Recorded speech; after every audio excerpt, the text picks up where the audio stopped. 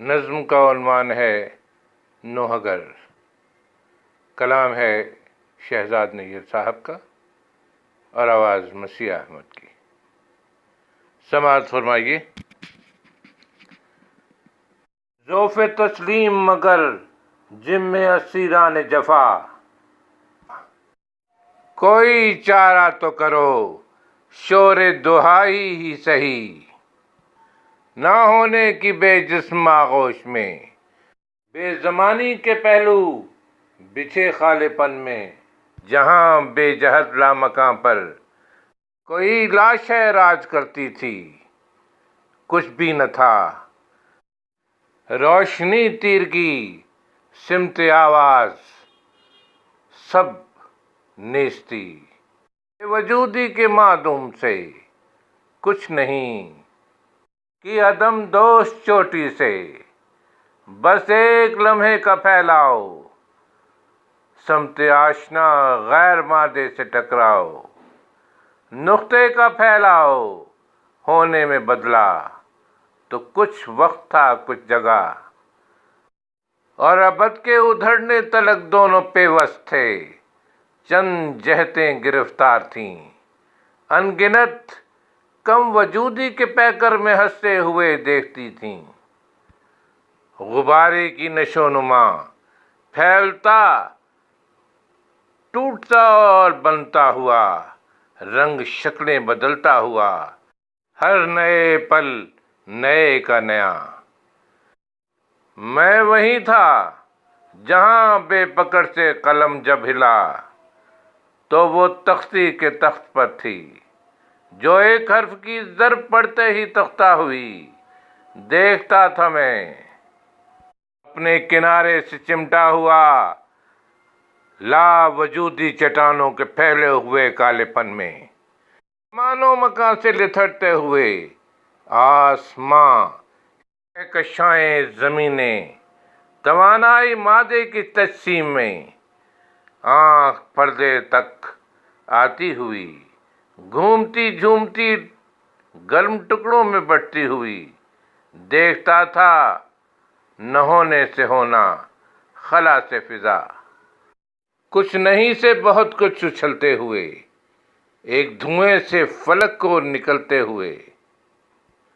میں قدیمی ہوں مجھ سے سنو، قلعے کوہ کے سنگ بستہ بدن کے قرین، بے پروں کی صدا پھڑ پھڑائی، تصادم سے ٹکڑے ہوئی، اونچی نیچی ڈھلانوں، گری گھاٹیوں، سنگ رستوں کے ننگے بدن پر چلتی لڑھکتی ہوئی سات جانب چلی۔ میری آنکھوں میں دیکھو، وہ گولا یہیں گھومتا تھا جسے اپنے شعلہ فشانی گھماؤ کی آتش زنی کی خبر بھی نہیں تھی، یہیں آتشی ذرہ باری ہوئی۔ حادثاتی جدائی کا غصہ تپے جاویدانی میں بدلا تو سوز نہانی کمائی ہوئی، آگ پانی میں پہلی جدائی ہوئی۔ لوگ سہمے ہوئے بے جہت کی صدا ڈھونڈتے تھے، ہر سمت تھی اور بے سمت تھی۔ میری آنکھوں کی سیال بیتاب گولائیوں میں وہ شام تھی، سلوٹیں جب توازن بنی، کھال کھینچ کر سنبھالی ہوئی۔ عالموں نے وہاں ایک غصہ بھری برق آواز سے ہچکچاہٹ بھرا اولیں وصل پیدا کیا، پہلا آنسو بنا، مفردوں کا تنوع مرکب ہوا اور ہوتا رہا۔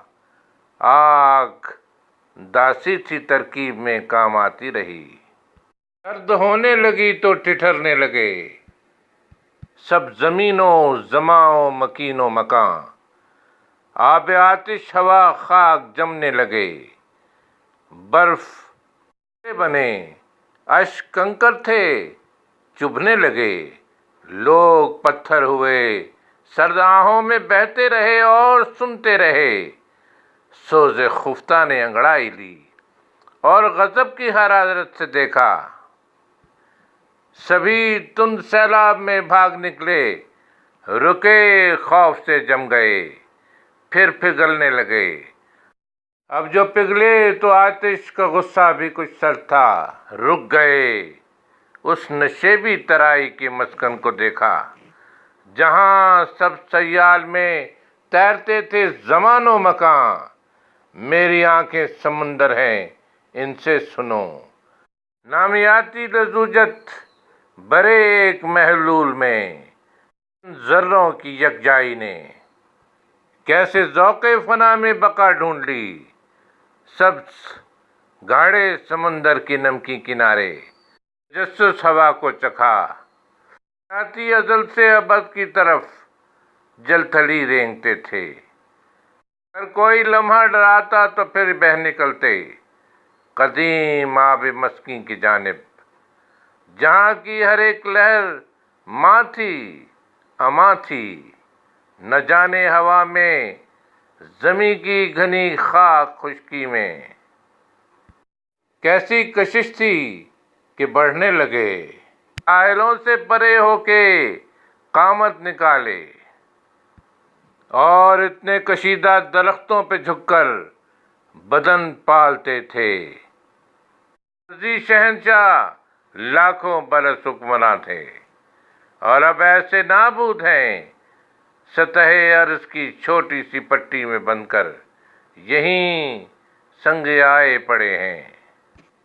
پھر ایک بار چھوٹوں نے دھرتی بسائی، اور ان میں سے دو چار نے اپنے پیروں کو ہاتھوں میں بدلا، لرزتے ہوئے ایستادہ ہوئے، اور کہنے لگے ہم کو مٹی نے پیدا کیا۔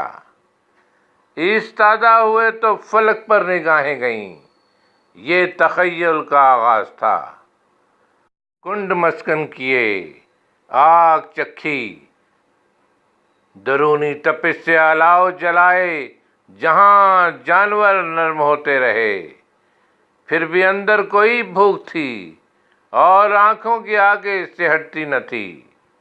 اپنے زور توہم سے افلاک آباد کرتے رہے، بے یقینی کے پہروں میں، فطرت کی بڑھتی ہوئی دشمنی کی جوانب میں بڑھتے ہوئے۔ خوف کے آب و گل سے خدا کو بنایا، یہاں سے وہاں جس قدر طاقتیں بھی میسر ہوئیں، سب اسی سونپ بیٹھے تو ڈرنے لگے۔ ماننا ہو تو وحشت بری آنکھ کو کوئی پتھر خدا ہے، گماں خوش ہوا سر جھکایا، صفاتی مرکب بنائے، ہزاروں برس تک بناتے بڑھاتے رہے، حمد کا تخت جوڑا، اسے لا بٹھایا، مگر مرد طاقت میں تھے سو اسے بھی مذکر رکھا، دست رس میں نہ آ جائے اس کو فلک پر بٹھایا، مگر مٹی کھلاتی سلاتی بچھاتی ہوئی ماں تو مٹی تھی۔ مٹی کو افلاک پر لے گئے، اور نادیدہ ہاتھوں سے جسموں کو بنتے ہوئے دیکھنے میں مگن ہو گئے، اور مٹی نظر کو ترستی رہی۔ جب برہنہ وہ غاروں سے نکلے تو لاکھوں جتن منتظر تھے، پھلوں سے بھرا ایک جنگل جسے یاد کے دور گوشوں کی تاریکیوں سے بلانا، ارم اور عدن نام دینا تھا۔ اس کو وہ خود کاٹنے لگ گئے، گھر بنے اور بستی بسی، پھر گھنے جہل کی تیرگی سے پرے، جاننے کا نیا پھل چکھا، آنکھ پردہ ہٹا، اور درختوں کے پتے زمین پر پڑے تھے۔ درانتی کو پتھر میں دیکھا، یہاں سے وہاں گھوم کر چند دانے اکٹھے کیے، خود اکٹھے ہوئے، دائیں بائیں کو پرکھا تو وہ آگے پیچھے کو ڈھلنے لگے، آنکھ اوپر ہی اوپر چلی جا رہی تھی۔ زمین بھول کر آسماں یاد کرتے رہے، پھر گلے کی صداؤں کو آواز کر کے انہیں نام جذبے دیے، لفظ آغاز ہونے لگے، لفظ پھولوں کی صورت بلسنے لگے۔ ایک چمن کھل گیا جس کے ایک شاخچے پر ازل اور ابد بولتے تھے۔ تاب خوشبو میں لپٹے ہوئے لفظ چلنے لگے۔ ابتدا لفظ تھا اور خدا لفظ تھا۔ بیچ پودوں میں ڈھلتے رہے، دھرتی ماتا کے سینے پہ پلتے ہوئے آدمی افلاک کی مہربانی کو مشکور کرتے رہے۔ پھر مذاہب کو جوڑا جنہوں نے کہیں دور جا کر انہیں بانٹنا تھا، خدا کو زمیں پر اتارا اور اس کی رہائش کو پتھر اتارے۔ چار جانب ڈھلانوں سے رستے ہوئے اشک دھرتی کے گھاؤں میں بہتے رہے۔ کوہ صد مقابل تھا، چیختے بڑھے، تن ناگن کے مانند حملہ کیا۔ ایسی پھنکار تھی جو قدیمی زمانوں کے میدان پیکار میں موت کی سنسناہٹ کے پہلو جس خواہ کی آواز میں گونجتی ہو۔ پہاڑوں میں پڑتی دراریں تھیں اور کو کٹنے لگا۔ جب لرز کے گرا راستے میں پڑا تو روانی کہاں، دم بدم پھیلتا جھیل ٹھہراؤ تھا۔ اشک اونچے ہوئے، جوش گریا دباؤ بڑھا، سامنے سنگ ہیں گوشے چشم رسنے لگا۔ اشک سیلاب تھے بہہ پڑے، تنگ آنکھیں بہاتے ہوئے نوحہ گر بہہ پڑا۔ شوق قوس تبسم میں پلتے ہوئے بے بسر زندگی کی طرف زا خیالو، تعیش کے امروز میں سانس لیتی ہواؤ۔ ذرا ہٹ کے بیٹھو زمانوں کی آنکھوں سے رستی ہوئی، غم کی تہذیب کے آشناؤ، سرکتے ہوئے میری آنکھوں میں آؤ۔ سنو میں تواریخ کا نوحہ گر ہوں، مجھے اشک گرنے کی تفویض ہے۔ آؤ مجھ سے سنو کیسے لفظ اور پہیے سے آغاز کر کے پایا خلا سے اجل پھینکنے لگ گیا۔